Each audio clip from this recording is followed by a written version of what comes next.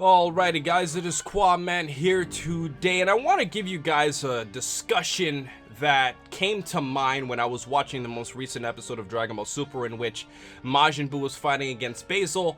And this discussion is the fact that Majin Buu is pretty much impossible or unfair to fight in a tournament setting. So without wasting any more time, let's get straight into this video as I'm going to bring out all of my points, and I really want to hear your thoughts in the comment section below. So let's start off with Majin Buu's strengths. The first strength that would give him an advantage in a tournament setting, especially a tournament setting in which the Grand Prix specified that you lose if you pretty much give up or if you're unable to fight. That means that Majin Buu's Candy Beam gives him a significant advantage, because if he turns you into candy, you're ineligible to fight unless you can somehow find a way to continue fighting the way Vegito did against Super Buu, and that would pretty much render you useless, effectively giving him the win even if you're a superior fighter to him in any way or another. Which is kind of interesting, because against anybody, that means Buu has the ability to possibly win if he can simply just get this technique to hit them. Now, the next thing I wanted to talk to you about is regeneration. Now, like I said, if factoring in power and speed was completely equal, if power and speed wasn't the determining factor, Majin Buu's regeneration could really give him an edge, especially if he's equally as strong or equally as fast as you. And there's a lot of evidence to show this. Let's look at Majin Buu against some inferior opponents. When Majin Buu fought against Beerus in Dragon Ball Super, if you go back and you watch that scene, the way Beerus blasted him, that was a killing blow. Like, nobody should have survived that, and you would have thought that Majin Buu would have died, but obviously because of his ability to regenerate, he took a blast from a significantly more powerful opponent that would have been a death blow, and he came right back from it. And let's look back at Dragon Ball Z, where he was fighting against Kid Buu. Kid Buu was vastly superior to Fat Buu, and because of Buu's ability to regenerate, he bought Goku and Vegeta so much time to do what they wanted to do in terms of, you know, gathering the Spirit Bomb, and by also allowing them to wish all of those people back.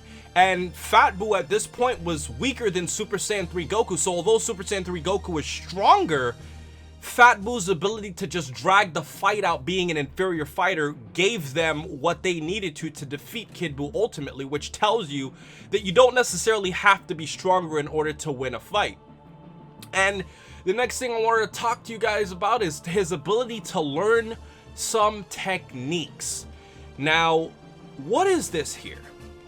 Goku mentions when he fights against Fat Buu that Fat Buu learned like his key flurry attack that was pretty much Vegeta's move, and later on we also see him using a Kamehameha.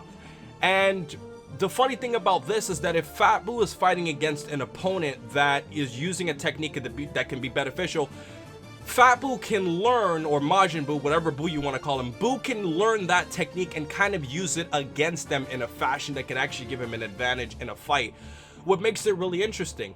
And now I want to talk to you guys about, you know, a little bit of the Universe 6 tournament. Had Fat Buu actually been in the Universe 6 tournament, how would this have changed things? Well, for one, let's say he fought against Frost.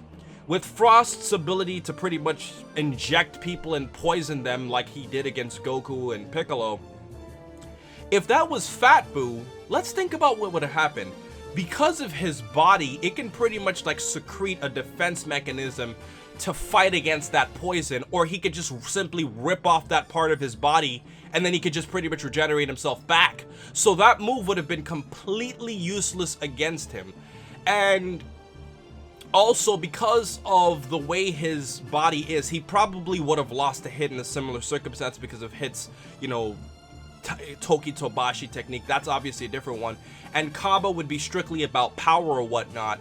But if Kid Buu fought against several of those opponents, I'm thinking Botamo, because of Botamo's, you know, inability to keep his balance that Goku easily manipulated, and even against Vegeta, who has like a huge size advantage, his fire technique might not have had the same ability to actually defeat Buu because of Buu's body molecular ability. We don't know this for a 100% fact, but it's definitely of the possibility that Buu could have had an easier time against fighting Vegeta, especially since Vegeta wasn't even going all out against him. So what I'm getting out of all of this here, guys, is that in a tournament setting, Majin Buu is extremely dangerous to fight against. You can almost say he's unfair. And although he's not the smartest guy, I want you guys to tell me in the comment section below, how do you think the Universe 6 tournament arc or the Champa arc would have gone had Buu actually participated in the fight and he wasn't sleeping? And if they actually decided to use a chocolate bar to wake him up like they did in the Universal Survival arc, but they didn't think of doing that in the Universe 6 tournament.